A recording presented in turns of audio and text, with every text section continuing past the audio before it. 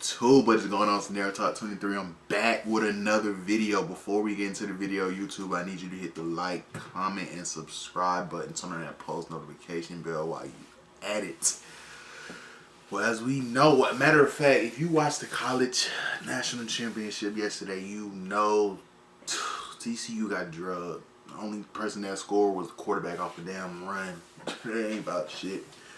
So today we got Georgia expose the truth about TCU. Let's get straight into it. I said we were going to go back to back. It was ugly to say the least, and let's make a long story short here. TCU doesn't belong on the same field as a team like Georgia, Alabama, or Ohio State. Right, that's the difference in the ball game last night, and you saw it firsthand.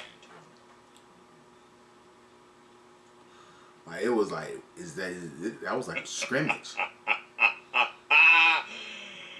Well, that happened. And just like your boy Miko Hardman Jr., by the way, he played for Georgia, tweeted out, that's why you put Alabama in the playoffs, LOL, so we can have an interesting game. But hey, don't worry, I'm not one of these delusional Alabama fans, but just remember that tweet. We'll talk about that a little later in this video. In today's video, I'm just cutting straight to the point. We got one topic and one topic only. We're here to talk about how Georgia, yes, the Georgia Bulldogs, exposed TCU. And I got a feeling a lot of people are going to enjoy watching this video because all throughout the season, a majority, over half of the college football fans, have stated that TCU is fraudulent. Most people didn't feel like TCU is on the level of an Ohio State, Bama, Georgia, or the big dogs, and last night they proved they wasn't. What was the conversation for the past couple of months? Well, yes, TCU, they deserved being in the playoff. But do they really belong in the playoff? Are they one of the best four teams? Me personally, I've already told you guys how I feel about it, but we're going to address it again and see where we was right and also see where we was wrong. We've got a lot to talk about and go over. If you're new to the channel, you know what to do. Consider subscribing, all that corny blah, blah, blah YouTuber stuff. All right, blah, blah, blah, shut your crap up, Matt. Now, without further ado, let's get into it. First things first, let's get this out the way. I'm not even going to talk about the game so much because there is nothing to say. Let's keep it short and sweet. Georgia flat out dominated. They eviscerated TCU. I told you guys heading into the matchup, I believe my prediction was Georgia was going to win soundly 42-24, and I also said you're more than likely going to see the difference from a team with a bunch of 4- and 5-star recruits and a team with a bunch of 2- and 3-star recruits, and yeah, that's what happened. It's not so much that TCU didn't go out there and play hard. I think they gave it their best shot. It just wasn't enough. Georgia's that great. There's levels to college football, and I've came up with my own ranking system this year, and I've told you guys this time after time. You got your terrible teams, your slightly above terrible but not average teams, your average teams, your slightly above average teams, your good teams, your really good teams, your great teams, and your elite teams. All throughout this year, I've believed there's only been one team in that elite category, and that's been Georgia. As far as it goes for your great category, I have none in there, but my really good teams, that's where I would throw TCU. You could maybe sneak Tennessee in there before Hendon Hooker got hurt. You could also throw Ohio State and Michigan in there. And for Alabama, this may rub some Bama fans the wrong way, but I don't even have them in the really good category. I just got them in the good one. The reason for that is because Alabama looked terrible and embarrassing numerous times throughout this season. As easily as Alabama could have been 12-0, they also could have been something like 7-5.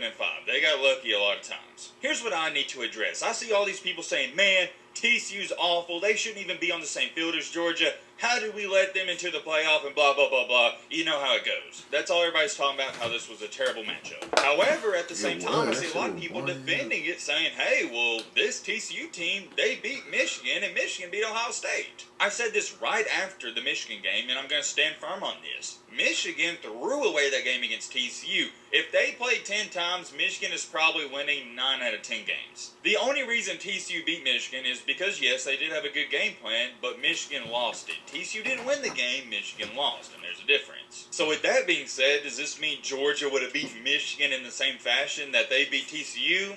Absolutely not. You never know. I always hate when people try to bring up these comparison arguments where they go, oh, well, Georgia, they beat TCU really bad, so that means if TCU beat Michigan, Georgia would beat Michigan just as bad.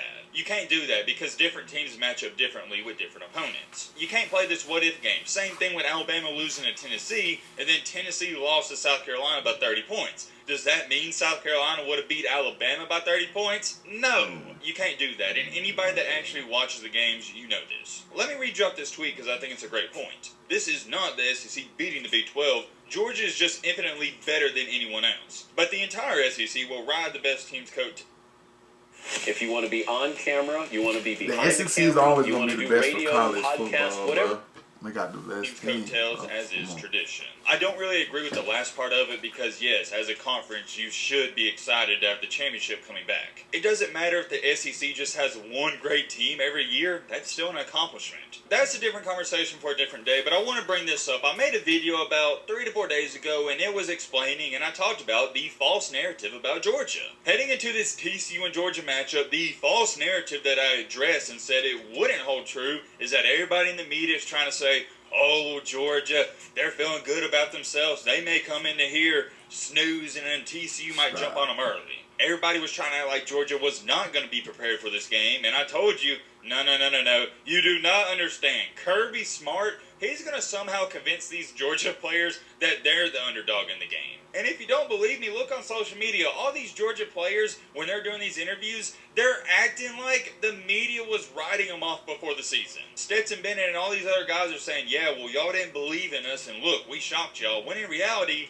people were believing in Georgia. Maybe they didn't think they were going to go back-to-back, but they knew Georgia was going to be a top 5 team. The reason the players think this way is because Kirby Smart has engraved it into their minds that they are the underdogs. Kirby Smart is a master manipulator in a good way, which is rare. Along with Nick Saban, and I think Nick Saban is kind of losing that motivational touch because he is getting older and he can't scream all the time. Kirby Smart is up there with the best of them. When it comes to motivating players, I'd say at this current moment, he is slightly ahead of Nick Saban just because he is younger and has more energy. I want you to really think about this and let it sink in. Kirby Smart somehow, someway convinced these Georgia players that people were doubting on heading into this game. And that's why you got to give Kirby a ton of credit and respect. Because that's the biggest part of being a head coach. You got to be a motivational speaker. He said they don't want you to win. With all that being said, let's get into the real truth about TCU. I'm going to show you the final score right here. As you can see it, 65-7. It's embarrassing. There's not another way to put it. It is embarrassing. However, I would like to remind some of y'all, it doesn't matter if you lose by 1 point or 50 points, it's still a loss. I would argue and say that losing the way TCU did, it's better to lose that way because it doesn't hurt as bad. For example, you think TCU fans are hurt over this game? Absolutely not. They're like, hey, Georgia's just bigger, stronger, faster. They beat us in every aspect of the game, whereas Ohio State fans currently, they are sick to their stomach. I'll give you a great example as an Alabama fan. When Clemson beat us by, I think it was like 25 or 30 in the championship one year, that game didn't hurt as bad because we was never in it till the end. I never had false hope. Whereas whenever Alabama lost to Tennessee this season, LSU, that hurt 10 times worse. So losing the way TCU did doesn't really hurt, just something for your train of thought. Besides the score being that lopsided, let's check out TCU's entire schedule this season. I'm just going to remind y'all real quickly. TCU dominated a decent Oklahoma team that was okay at best, and after that game, that's when TCU went on that crazy run of, I think it was like 8 straight games by under 10 points. Beat Kansas by a touchdown. Beat Oklahoma State in double overtime. Beat Kansas State by 10 points. West Virginia by 10. Texas Tech by 10. Texas by 7, which was really a 14-point game. Barely beat Oklahoma by 1 point. Killed Iowa State. Lost to Kansas State, beat Michigan by 6, and then, last but not least, Georgia. I started really paying attention and keeping up with TCU right after that Oklahoma game because I knew they was at least going to win 9 or 10 games. And after that Oklahoma game, as good and as great as a regular season they had, I still don't believe they was one of the best 4 teams in the country. And here's what I mean by that, and I told you guys this months ago. If TCU and Alabama play tomorrow, I'm putting everything I own on Alabama to win that game. I'm not picking TCU. And anybody with a brain cell is in the same boat as me. You're not picking TCU to beat Alabama. Now, that's not to say the upset couldn't happen, but you're not going to pick them. Regardless of all that, TCU goes 12-0, and they lose in their conference championship in overtime to Kansas State. That game should have been eye-opening to everybody else that TCU was not one of the best 4 teams in the country. But, and I have a big but, and I told you guys this, I don't think TCU is one of the best 4 teams in the country, but I do think they deserve to be in the playoff. Because when you break it down and look at it, Alabama, they didn't deserve to be in the playoff. They had 2 regular season losses, and they almost lost 2 or 3 more games. When you looked at the entire playing field behind TCU, nobody else had a better resume. And trust me, I believe the committee wanted to put Alabama in, but you just couldn't. Alabama's best win was a 1-point road win against a backup quarterback at Texas. And I get it, a lot of people may try to bring up, well, Matt, they beat Michigan and made it to the championship game. What are you talking about? Yet again, for those people that are claiming that argument, Michigan, they played one of the worst games I've seen this season. It was bad. It felt like Michigan was trying to lose the game. That's how bad Michigan played. With all that happening, ranking, it leads us to our current date and time where TCU lost by 60 points. Nice. I haven't even looked at the box score. Let's take a look at it. Wow, Stetson Bennett dang near had a perfect quarterback rating of 99.5, 18 for 25, 300 yards and 4 touchdowns, and I also believe he had 2 on the ground. What a game for DoorDash Bennett. He played phenomenal, and I've already given him his respect in the video last night. Let's take a look at the team stats, though. TCU had 9 first downs, and Georgia had 32. Georgia had 589 total yards of offense. TCU had 188. Oh man, this really puts it into perspective. It was ugly to say the least, and let's make a long story short here.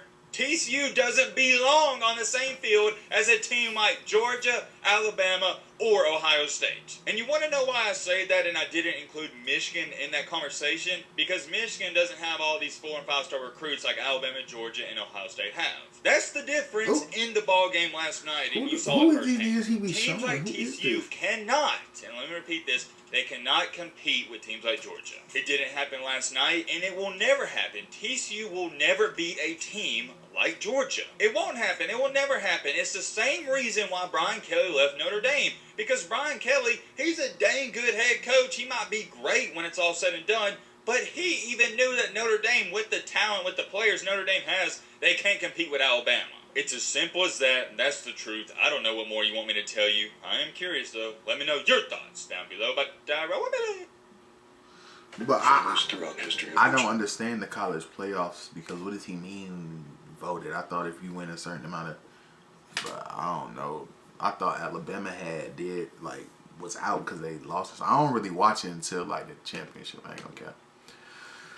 But I guess it was good to see other teams in it. But at least Georgia they just drugged them up and down that damn field, bro. It didn't make no type of sense. The quarterback was the only one to score the whole game. It is what it is. Grass to Georgia, but YouTube. If you're rocking with the channel, leave me a like, comment, subscribe. Catch me on the next one.